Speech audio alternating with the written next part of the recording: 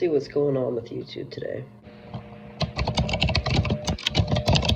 So I found an argument in Germany when I was over there that I think sticks. If the instrument doesn't matter and it's only the pickup, then a concert violinist would go up to a Neumann microphone and the violin would not matter at all. It's his hands and the microphone. That's it. That's all that matters, according to the internet.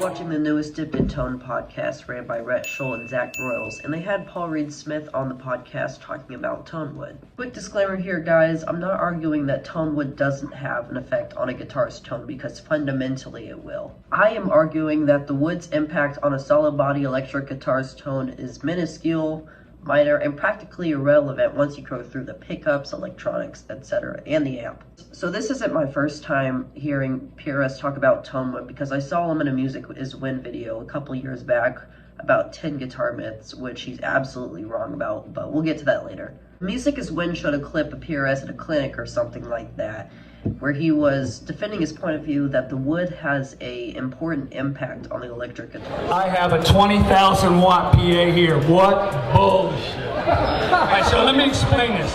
If that's true, and I'm a Cremona violin maker, if I make it out of balsa wood, it won't make any difference, right? I mean, come on.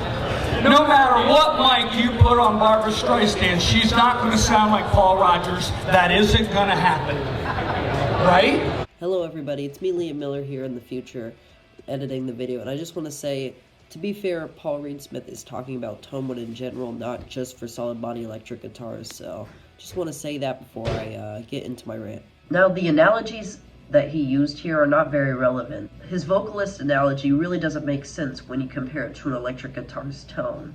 The wood of an electric guitar and the vocal cords of a singer are completely different things. In the context of the tone of an electric guitar, this analogy really doesn't make sense. So in PRS's appearance on the Dipped in Tone podcast, he used this really interesting violin analogy for his argument on the Tonewood debate. Here's the clip. So I found an argument in Germany when I was over there that I think sticks.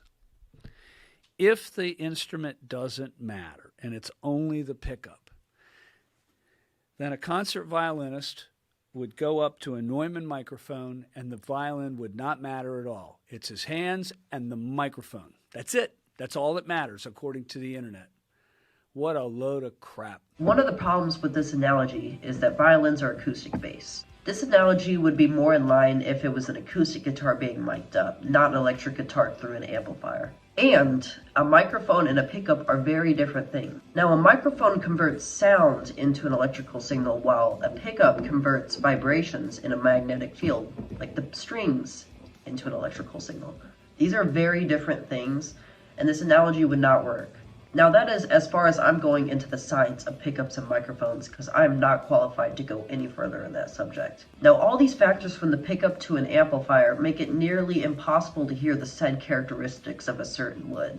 There are so many factors that impact tone a lot more than wood does. Pickup height, pickups, strings, electronics, there are a lot more. Now, this idea of hearing a certain wood is really just likely a mischaracterization of a certain thing. Now, this is an inherent thing, part of human psychology. Even if Tonewood was a real thing, like mahogany is darker or maple is brighter, your pick dynamics can completely change that. Now, I think one of the best videos made about Tonewood is the video that Glenn Fricker from Spectre Sound Studios made. It is really nice and informative. What I found really funny about this video is how Glenn Fricker swapped the audio with the two guitars.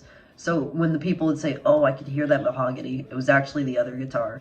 Interesting stuff, right? Wow, what a huge difference. Except here's the thing, I actually swapped the audio on those clips. And when you compare the two guitars To no surprise, they sound literally the exact same. There was a slight section that sounded a little different, but that was probably his pick dynamics, because you cannot pick with the same force for every clip, because we're humans, we're not robots. Jim Lil also made a really great experimental video about Tonewood, where he essentially made a guitar out of 2 workbenches. There was literally no guitar. It's a really great video, and I'll leave both those videos in the link in the description for you guys. Now, I don't think PRS is using this as a marketing ploy. However, I do feel like he's a little biased since he runs a huge guitar company. Now, just because Tonewood is a myth does not mean expensive guitars are not worth it. That is absolutely not true at all. The feel and playability and often cosmetic appearance of an expensive guitar cannot be matched. Playability is such an important factor for a guitar because it determines the ease of playing the instrument. The playability of an expensive guitar speaks for itself, and that's one of the main reasons why you should get an expensive guitar. The playability of an expensive guitar is undeniable and is often a lot better than the import models. There is a reason why electric guitars are so coveted. You have the quality of the construction, i.e. body, neck, weight. You have the quality of the pickups, electronics, capacitors, the quality of the hardware. There are so many things and reasons why you should have an expensive guitar. So what is your stance on the Tonewood debate? Did I change your mind? Please like and subscribe if you guys enjoyed this video. I have a goal for 1,000 subscribers, so if you guys could help me meet that, that would mean so much to me. And like always, thank you guys for watching, and I will see you guys very soon. Peace.